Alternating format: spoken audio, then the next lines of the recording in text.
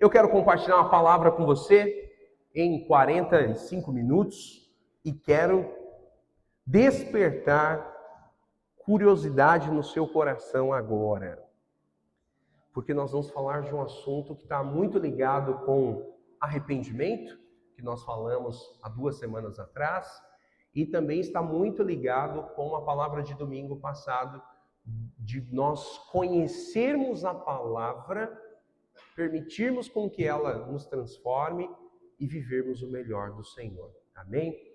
Eu queria que você abaixasse a sua cabeça, fechasse os seus olhos e pedisse ao Senhor revelação, entendimento, e pedisse para Ele clareza no propósito dele para a sua vida. Pai, nessa manhã nós louvamos, nós ofertamos, nós dizimamos, nós nos alegramos com o corpo, mas nós queremos sair daqui com a Tua palavra ardente no nosso coração, no nosso espírito. Fala conosco, libera algo dos céus para nós essa manhã, para que nós saiamos daqui cheios da Tua palavra, em nome de Jesus. Amém? Bom, hoje eu quero falar com você sobre um tema que provavelmente, se você não pensa nisso com uma certa constância, você já pensou. Nós vamos falar sobre o que acontece quando o crente peca.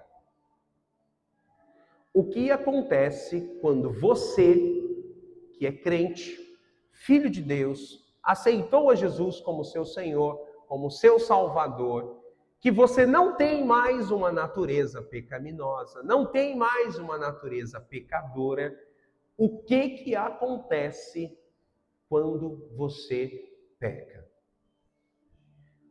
O que você pensa sobre isso? O que acontece quando você pisa na bola? O que acontece quando está tudo bem, mas de repente, por um assunto atravessado, você discute em casa? E briga, e discute, e sai chateado, triste. Ah, pastor, meu marido falou isso para mim. Ô, pastora, ô, pastor. Ou, o que acontece quando você está no trânsito? De repente, você leva aquela fechada. É engraçado, né? Porque algo manifesta assim dentro de você, não é verdade? Algo sobrenatural. O que você faz quando você não era, né, para errar, mas você erra? E aí você passa do ponto, né? Aí você fica bravo com o outro motorista. Graças a Deus, ele não é um irmão da igreja que está te fechando, porque senão, no próximo domingo, você ia falar: ô irmão, nós nos encontramos ali no trânsito, né? Me desculpa. Mas o que você faz quando você erra? Porque você não é pecador, amém? Então nós vamos começar essa palavra entendendo a verdade. A verdade é, você não é mais pecador. Ponto final. Pastor, eu ainda tenho dificuldade de crer nesse negócio. Então, tudo bem. Tudo bem assim, creia. Quando eu falo tudo bem, não é que está tudo bem se você não crer. Eu estou falando tudo bem, continue crendo. Você precisa crer até que isso esteja selado no seu espírito, selado no seu coração. Crer que você não é mais pecador. Ah, pastor, mas eu continuo pecando. Beleza, isso aqui nós vamos resolver hoje. Mas crer que a sua identidade, crer que a sua natureza agora é filho, filha amada de Deus, filho amado de Deus, é essencial para que o restante do processo de Deus na sua vida aconteça. É muito importante você começar do jeito certo. Se você aceitou a Jesus como seu Senhor, como seu Salvador, você não é mais pecador. Mas peca. Você é igual Vamos usar de exemplo uma marca que você considere muito boa de um eletrodoméstico. Falaram aqui da Brastemp. A Brastemp tinha inclusive um comercial sobre isso, né? Que os outros não eram Brastemp. Só os produtos dela eram Brastemp. Isso significava produto bem, bom. Mas você acha até hoje assistência técnica da Brastemp? Você acha. Por quê? Porque mesmo os Brastemp, de vez em quando, precisa ir para manutenção. Você é melhor que a Brastemp. Você é totalmente filho amado do Senhor. Mas de vez em quando você comete um pecado. E aí começa então o nosso texto. Eu quero ler com você 1 Pedro, capítulo 3, versículo 12. Quero te pedir também, irmão, eu sou insistente. Eu sou um pastor insistente. Anote. Anote no seu celular. Anote num caderno. Anote. Eu quero te incentivar a ter um caderno. Ter uma agenda, alguma coisa para você anotar as palavras. E tudo aquilo que sai das palavras quando você volta para ler. Porque ouvir tem o seu valor, ouvir é muito bom. Mas se você anota também, depois você se autoconversa com a sua anotação. E aquilo cresce muito mais. A sua riqueza, né, o Espírito Santo em você faz muito mais. Então eu quero te incentivar a anotar. Amém? Bom, 1 Pedro 3, versículo 12 diz o seguinte: porque os olhos do Senhor repousam sobre os justos. Quem é justo aqui? Amém. Você é justo. E os seus ouvidos estão abertos às suas súplicas. Mas o rosto do Senhor está contra aqueles que praticam males. Aqueles que pecam.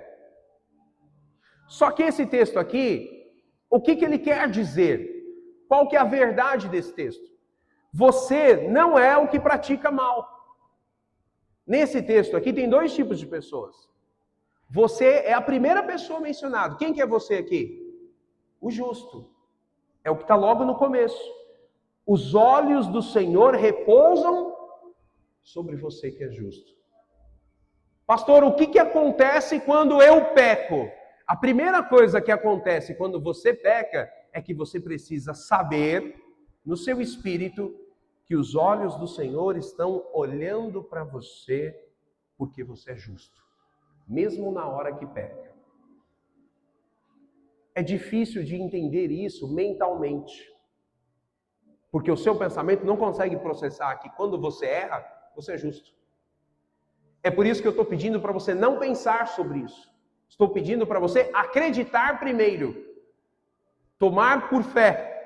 Porque quando você toma por fé, essa fé, a Bíblia diz que vai transformar o seu pensamento.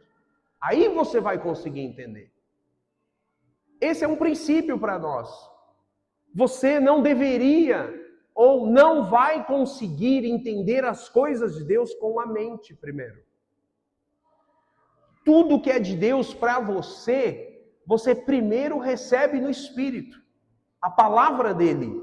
E a palavra dele, como nós aprendemos no domingo passado, vai transformar a sua mente para que ela se exceda ao seu conhecimento. Não foi o texto que nós lemos domingo passado? Que o amor de Deus, ele excede o nosso conhecimento, o nosso pensamento, o nosso conhecimento mental das coisas de Deus. Então, quando eu e você entendemos que nós somos justos, fica mais fácil entender no coração, recebe no coração, aí você pensa sobre isso. Eu sou justo. Se eu sou justo, quando eu peco, realmente não acontece nada comigo. Nada, pastor. Olha o que você está falando. Não acontece nada? Vamos explicar. em Deus, na relação de Deus para você, o que acontece quando você peca? Nada. Porque a Bíblia diz que os seus pecados já foram perdoados. E se já foram perdoados, a própria palavra diz também que ele nem se lembra mais. Ele decidiu não se lembrar mais dos seus pecados, até os que você comete hoje. Então, em Deus, isso não acontece nada. Mas você concorda comigo que muitas pessoas acham que muda? A maioria das pessoas acredita que quando elas pecam, muda algo em Deus. Elas falam, eu pequei. E por eu pecar, então, Deus vai mudar comigo agora. Porque eu pisei na bola. E Deus não quer que eu erre. Olha como isso é lei. Você se lembra que Deus não quer que você erre. Mas você não se lembra que Deus te ama. Olha o que está na base do teu pensamento. Você poderia lembrar, eu pequei, mas Deus me ama.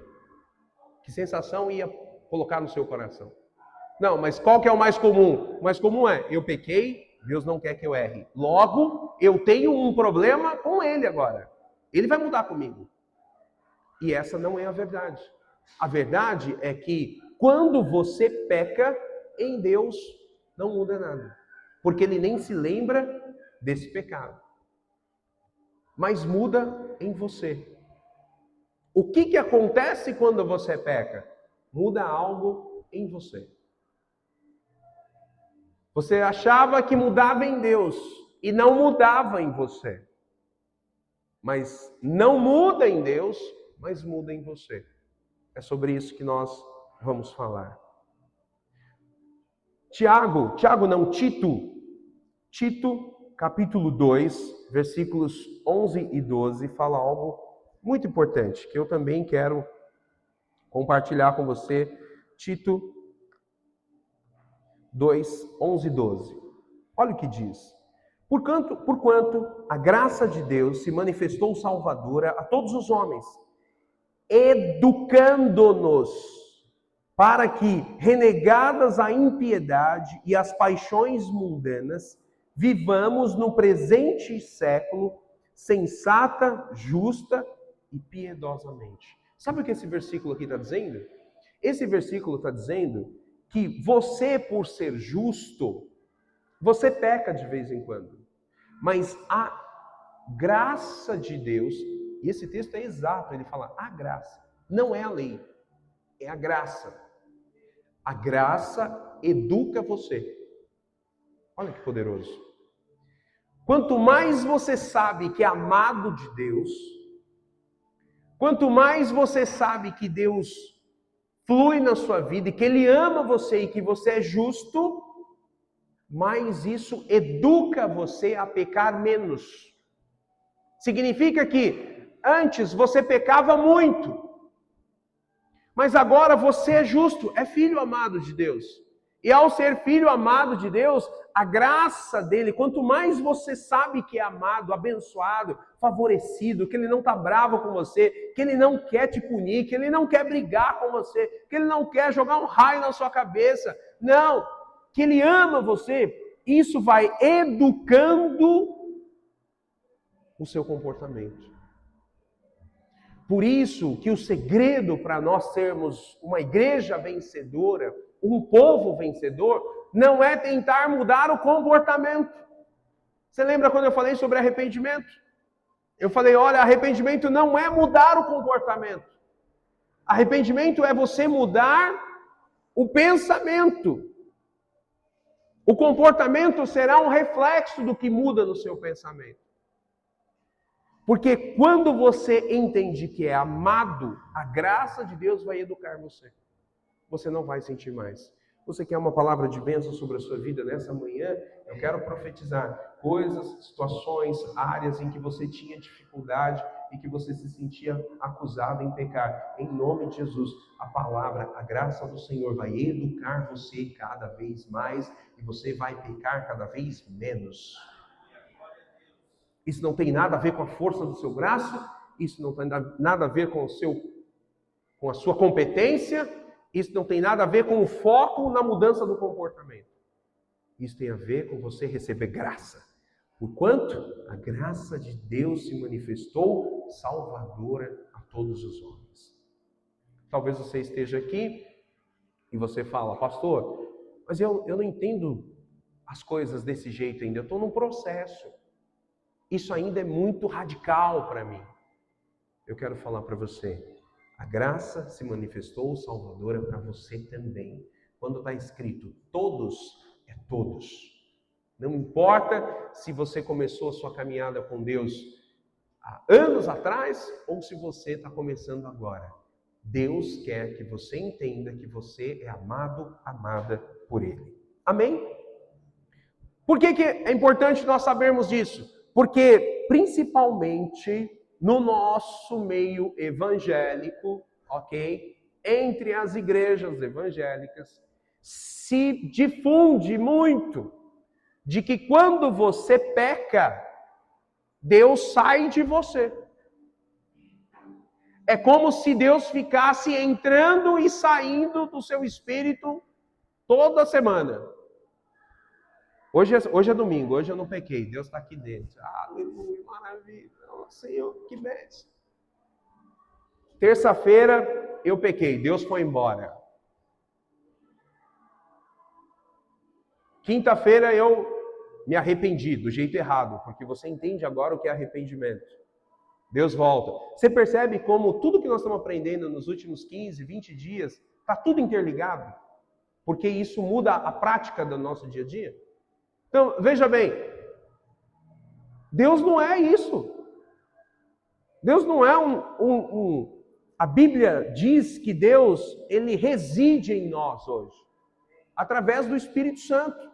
Todos os dias, no dia mais feliz da sua vida e no pior dia da sua vida, o Espírito Santo está com você. Pastor, até no dia que eu peco, até no dia que você peca, na hora que você peca. Quando você está pecando, Deus está lá com você. Aí você assusta e fala, pastor, mas isso é muito sério. Porque eu tinha a impressão que ninguém estava me vendo. Eu tinha a impressão de que... Não, Deus está lá. Versículo 17. 1 Coríntios, capítulo 6, versículo 17. Esse texto, ele fala o seguinte, que o Espírito Santo, ele é residente em nós. Ele mora em mim e em você. O Consolador. Esse texto diz o seguinte, olha, mas aquele que se une ao Senhor é um espírito com Ele. Deus está dizendo que você e Ele são a mesma coisa. Eu sei que vocês não são a mesma coisa porque Ele é Deus e você é humano. Mas eu estou falando aqui da essência, do espírito. Não estou falando do seu corpo carnal. Não estou falando da sua mentalidade ainda em processo de cura, de restauração e de mudança de pensamento. Eu estou falando do seu espírito. O seu espírito com Deus é um só. E sabe o que significa essa palavra une? Essas 3 letrinhas ali, ó, que se unem. Qual que é o significado dela na língua original, quando foi escrita no grego? Você não vai imaginar. Cola. A única diferença é que é escrito com K. Cola. O que Deus está falando aqui na palavra de Deus? Que o seu espírito e o espírito dele são colados. Depois que mistura, não separa mais. Por isso que Deus não consegue sair de você quando você peca. Ele está lá, colado, misturado, amalgamado.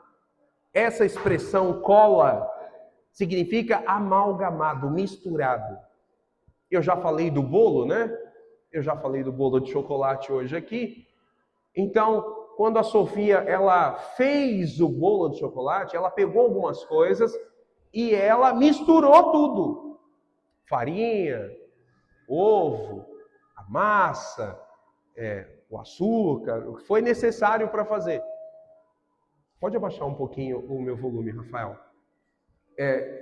Quando essa mistura ela foi feita, dava para tirar as coisas individualizadas?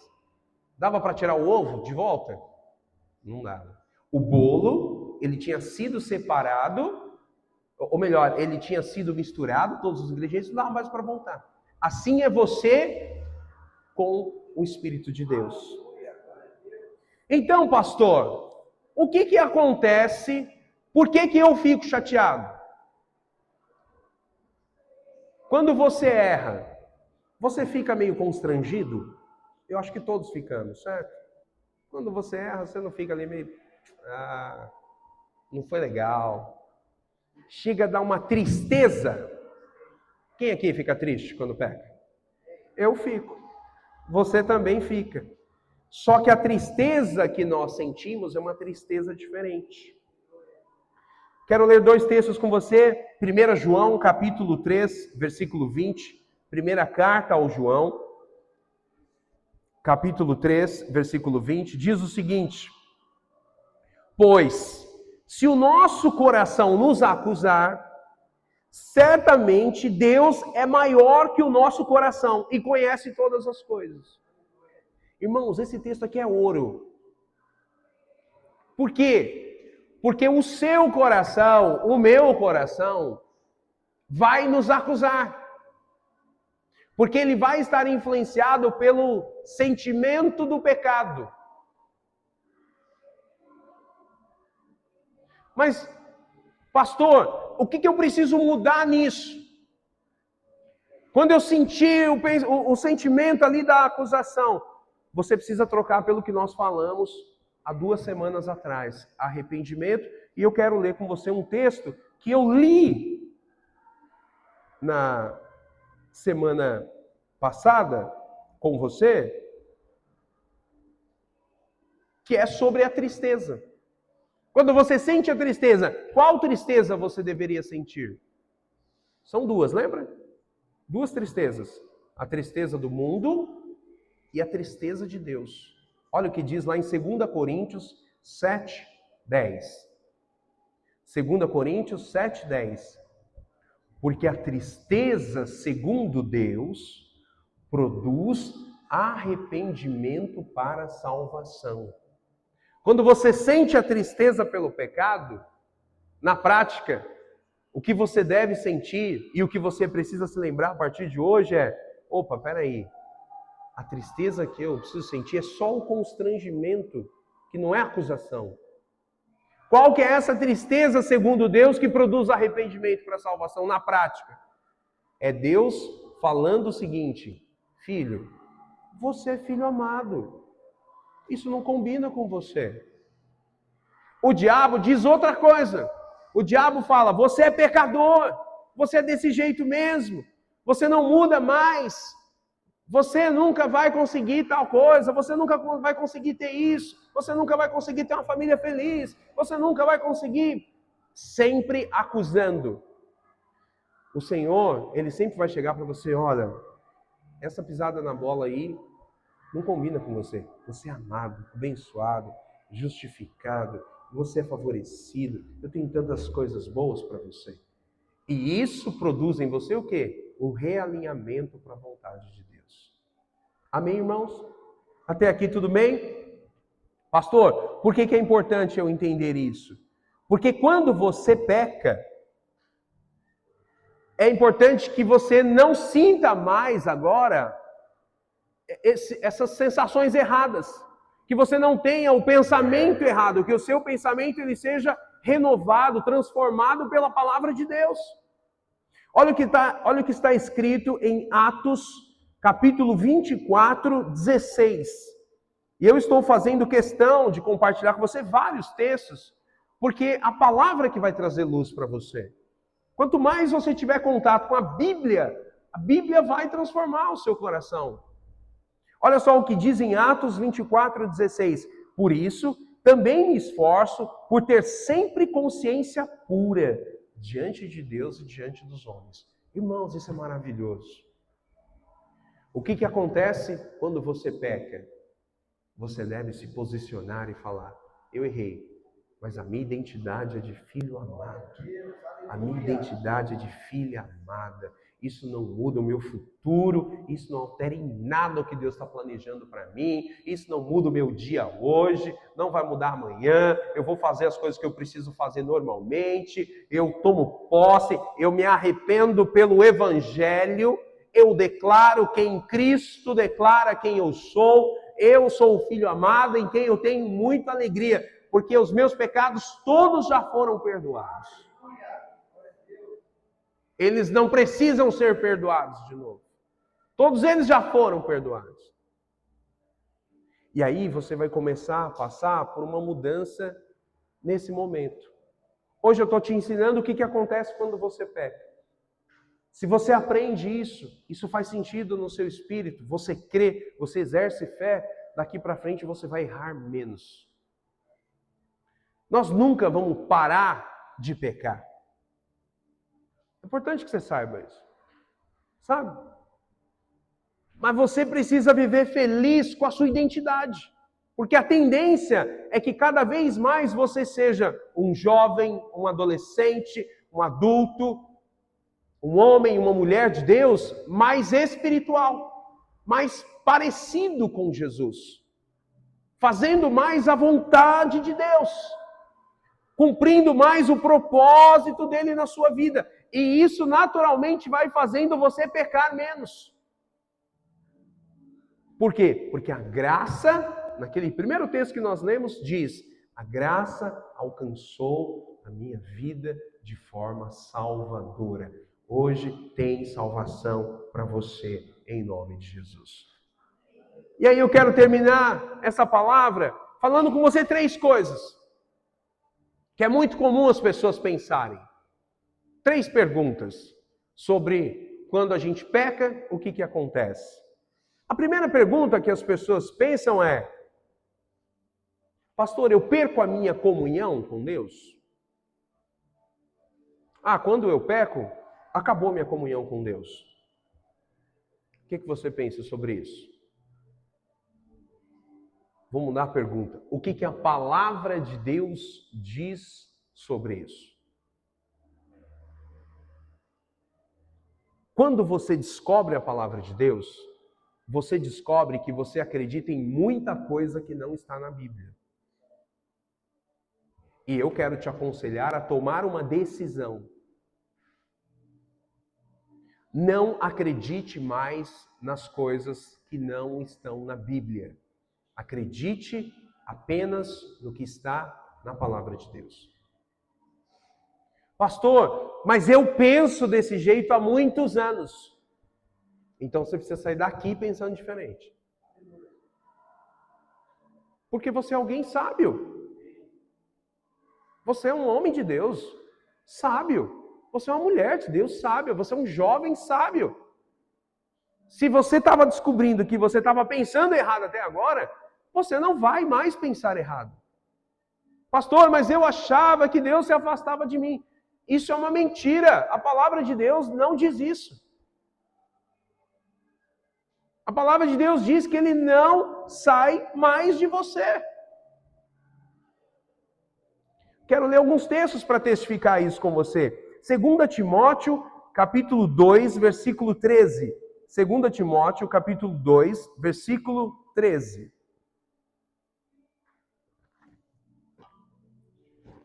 Olha o que Paulo fala nesse texto. Se nós ficarmos,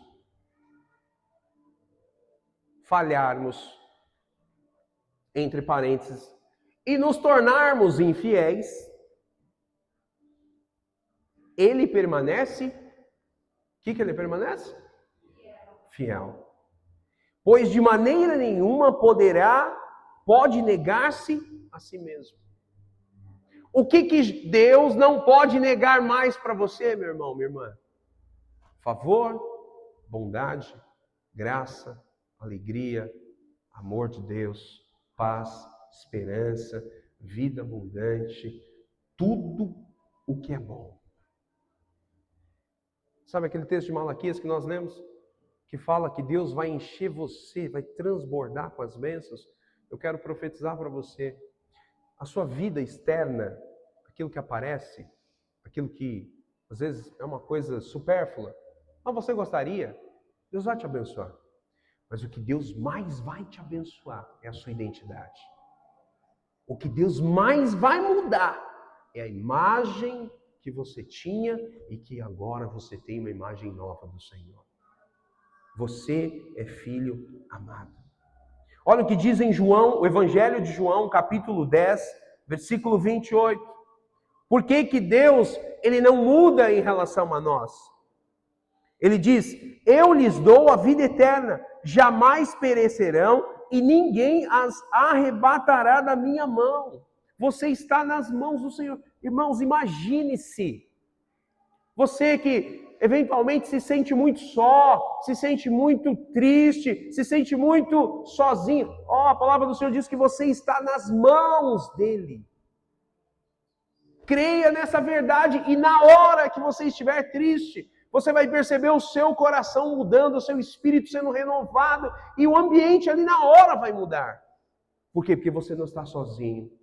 Você pode dizer isso para quem está aí do seu lado, falar assim: você não está sozinho. Você está nas mãos de um Pai que te ama. Aleluia!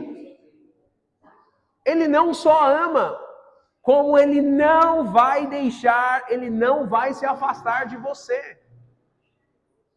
Olha o que está escrito em Romanos 8:39. Romanos 8:39. Diz o seguinte: nem a altura, nem a profundidade, nem qualquer outra criatura. Quem que é a criatura? Nem o diabo. Nem as acusações do diabo podem nos separar do amor de Deus que está em Cristo Jesus, nosso Senhor. Nem a altura, nem a profundidade, nem qualquer outra criatura poderá nos separar do amor de Deus que está em Cristo Jesus, nosso Senhor. Aleluia. Hoje você vai sair daqui convicta de que você não está separado e nunca vai ficar separado do amor de Deus. O que nós estamos tomando aqui hoje não é uma injeção para curar de uma gripe. O que você está tomando aqui é vacina. É para você não ficar doente. É para você nunca pegar a enfermidade do pensamento errado. É para você nunca deixar a sua alma se permitir com que ela fique doente, porque a sua mente é uma mente errada. Não, você está recebendo mente sã, evangelho, palavra de Deus, sabendo que o amor de Deus não vai se separar de você em nenhuma situação. Aleluia! Pastor, mas e as consequências? O melhor é as consequências. O pecado tem consequências? O que você acha? Tem consequências. Mas que consequências são essas? O pecado tem maldição para você? O pecado tem punição para você? O pecado tem ira de Deus para você? O pecado tem... Para você, o pecado tem consequências, mas não são essas coisas. Pastor, então eu li alguns textos em que fala sobre maldição, e que fala sobre as gerações, se eu pecar, o que vai acontecer com meu filho, com meu neto, com meu bisneto. A palavra do Senhor diz que quando Jesus veio na cruz, ele levou sobre si toda a maldição que era para nós. Não tem por que você ficar pensando quando erra que a sua família vai ser prejudicada por isso. Não tem por que você pensar que quando você comete um pecado, você vai destruir com as pessoas da sua vida. Não. Isso não significa que não tenha as consequências. mas as consequências que existem não são as que estão na sua cabeça. São outras consequências. Porque a maldição, ela já foi levada por Cristo Jesus. O que é maldição, pastor? Maldição é mais ou menos o seguinte. Imagine que uma pessoa, ela mata alguém, ou rouba alguém, e ela tem a consequência do pecado dela. Mas a maldição seria que toda a sua descendência fosse tratado como assassino ou como ladrão. Isso é maldição. Isso é maldição. A maldição é quem vem depois de você levar uma culpa que não tem nada a ver com o pecado deles. Isso é maldição. Isso foi levado em Cristo Jesus. O que sobra para você como consequência, então? A consequência natural. E aí nós vamos fazer uma diferenciação. Porque as pessoas têm muito medo da consequência espiritual. Quando eu peco, tem alguma consequência espiritual? Sim. Qual? Você se afasta de Deus. Mas como que Deus está em mim, Ele não se afasta de mim, mas eu posso me afastar dele? Você pode.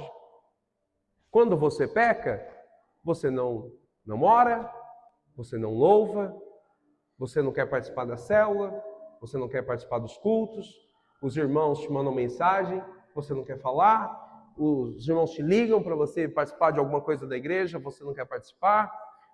O Espírito Santo fala com você no seu coração, através de uma palavra, através de um louvor, mas você fica ali, todo entristecido, não quer. Por quê? Porque você tomou a decisão de se afastar do Senhor. Mas é como se você se afastasse e Ele viesse junto. Ele não sai de você. Qual o posicionamento que nós vamos tomar hoje como igreja? Quando você pecar, você não vai ficar mais afastado do Senhor. Amém? Você não vai mais se afastar do Senhor. Quando você pecar, o arrependimento verdadeiro que nós aprendemos há 15 dias atrás, ele vai produzir em você o quê? Um alinhamento da vontade de Deus para você, e você então vai confessar quem você é. E quando você confessar, Senhor, eu creio que eu sou filho amado, eu creio que eu sou abençoado, eu creio que eu sou favorecido, eu tomo posse. Quando você começa a falar, naturalmente esses sentimentos ruins, eles não vão saindo de você? Naturalmente. E quando você menos percebe, você está na sua posição de filho amado.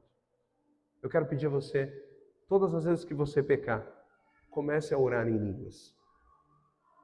Todas as vezes que você errar, comece a orar e confessar o que Deus fala a seu respeito. Você vai perceber como essa consequência espiritual, ela não existe.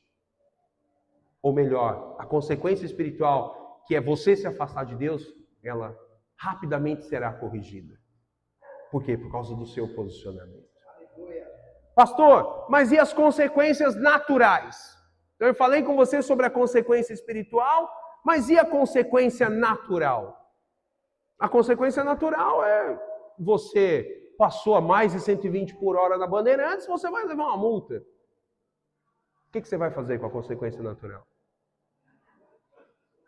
Você vai declarar o favor de Deus. E aí tem um segredo importante.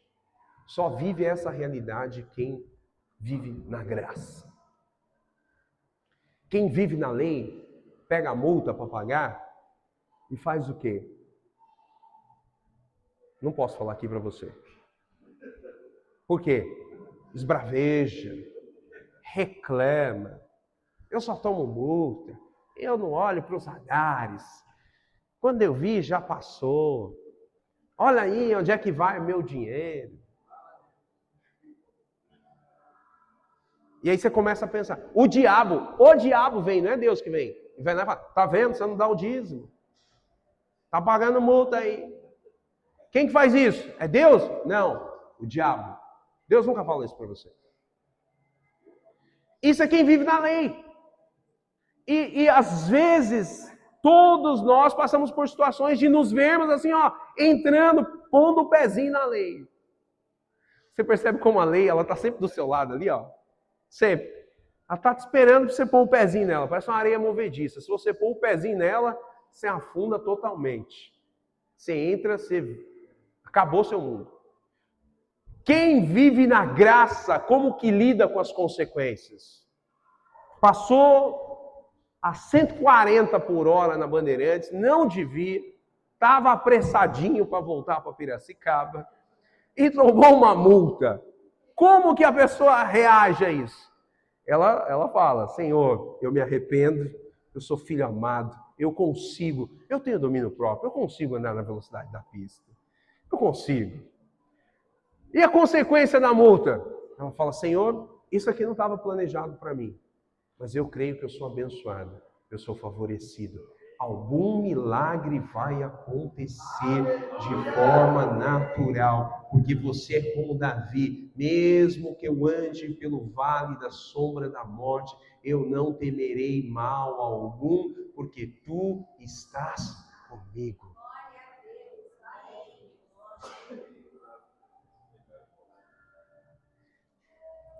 Então eu e você, nós somos convidados a quê? A crer no favor de Deus. Eu e você, nós somos convidados a crer na verdade do Senhor. Que é o quê? As consequências ainda serão tratadas com graça. Como que acontece com as consequências? Bondade e misericórdia me seguirão todos os dias da minha vida e eu habitarei na casa do Senhor eternamente. Agora você declara, bondade e misericórdia me seguirão todos os dias da minha vida, porque o Senhor habita em mim todos os dias eternamente. E eu quero terminar perguntando para você, como você chega diante de Deus? Quando você peca, como é que você conversa com o Senhor? Já parou para pensar sobre isso? Como é que você conversa? Você vai conversar com o Senhor, chegando como filho. Você tem duas opções, ou você chega como pecador, ou você chega como filho. O que a Bíblia diz que você é? Filho. Então, quando você chega para conversar, Alex, separa para mim uma pilha, por favor. Quando você chega para conversar, o que acontece? Você chega como filho. Você não chega como pecador. Quando você chega para falar com o Senhor, você chega com a consciência de filho. Quem aqui lembra do filho pródigo? Todo mundo lembra do filho pródigo? Como que era a vida do filho pródigo, irmãos? Ele estava lá e ele estava afastado do pai, como todos nós fazemos em algum momento, afastados do pai, e ele decide falar, eu vou voltar para o meu pai. Com que coração? Empregado. Vou pedir para que ele me trate como um dos seus empregados. E ele volta. Mas qual é a correção que o pai faz com ele quando encontra ele? Muda a forma. Fala, não, você aqui não é empregado. Você é filho, filha amada. Irmão, todas as vezes, irmã, jovem, adolescente, todas as vezes que você cometer um pecado, se achegue ao Senhor como filho, como filha amada. Olha o que o Senhor diz para nós. Esse é o último texto que eu quero ler com você. Diz o seguinte, Jeremias 32, 40. Jeremias 32, 40. Vamos marcar esse texto, Jeremias 32, 40. Eu quero terminar essa palavra falando esse texto com você. Não precisa, viu, Alex? Eu já peguei o outro aqui, resolvido. Jeremias 32, 40 diz o seguinte: farei com eles. Quem são eles? Os filhos. Farei com eles a aliança eterna. Qual é essa aliança, irmãos? A nova aliança. O Senhor faz conosco, deixa a velha aliança. O que faz você chegar a Deus como filho e não como empregado, o que é? É você saber em qual aliança você está. Em nome de Jesus, eu quero profetizar sobre a sua vida. Você é fruto da nova aliança, vive na nova aliança e vai viver um ano de multiplicação sobre a sua vida debaixo da nova aliança. Filhos da graça. Segundo a qual não deixarei de fazer o bem. Porém, o meu temor no seu coração, para que nunca se apartem de mim. Ah, irmãos, esse texto é maravilhoso. Sabe o que o Senhor termina fazendo pela gente?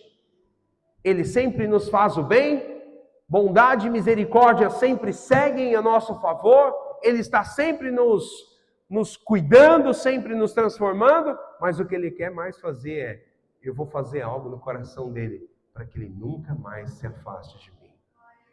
Eu quero te convidar a se colocar de pé. E nós vamos orar juntos. Sabe? Nós vamos orar juntos. E nós vamos declarar a bênção, a graça e o amor do Senhor.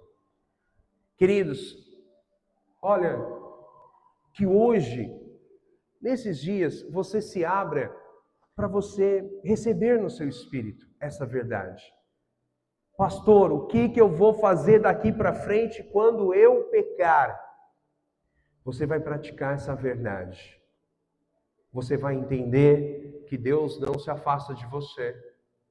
Você vai entender que as consequências que há sobre a sua vida não são maldições, são consequências meramente naturais. E que ainda assim, sobre essas consequências naturais, você ainda pode ter o favor de Deus. Por isso você não deve viver escravo da preocupação, da ansiedade, do medo do futuro. Tem gente que é muito preocupado. O que vai acontecer amanhã? O que não sei o quê? Queridos, estatisticamente, 80% das nossas preocupações com o futuro nunca vão acontecer. Comece a desfrutar da vida do Senhor, da graça de Deus dele para você. Sabe?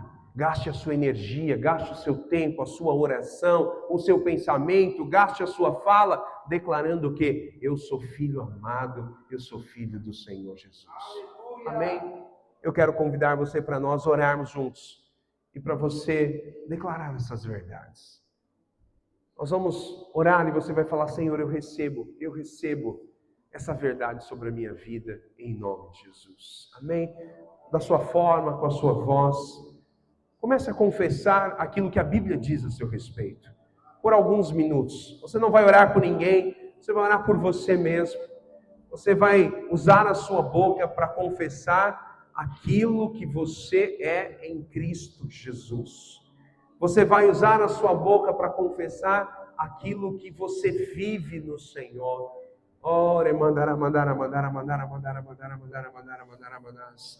Pai, nós como igreja, nós abrimos a nossa boca para declarar que a sua palavra diz que nós somos filhos amados do Senhor. Que a sua palavra diz que nós somos verdadeiramente abençoados, que nós somos favorecidos, que graça e bondade estão, Senhor, nos acompanhando todos os dias da nossa vida. A palavra do Senhor também diz que a graça e a verdade são uma única pessoa, a pessoa de Jesus Cristo. E nós cremos nessa palavra. Jesus é a graça, Jesus é a verdade, Jesus é o caminho, é nele que nós estamos. Ele é o Filho primogênito e nós somos os filhos, co-irmãos, cordeiros. Nessa aliança, em nome de Jesus, nós tomamos posse. E nós queremos declarar a bênção do Senhor sobre as nossas vidas. Eu quero te convidar para nós cantarmos uma última canção antes de nós terminarmos o nosso culto, mas você vai cantar essa canção para o seu irmão. Rafael, coloca para nós aquela canção do Gabriel Guedes, que fala da bênção, a bênção. Você vai profetizar essa canção para a vida do seu irmão. Você vai profetizar essa canção para uma semana abençoada para o seu irmão, para a sua família, para os seus amigos. E você vai declarar: nós vamos sair daqui neste culto crendo no favor, crendo que somos abençoados. Em nome de Jesus. Amém? Essa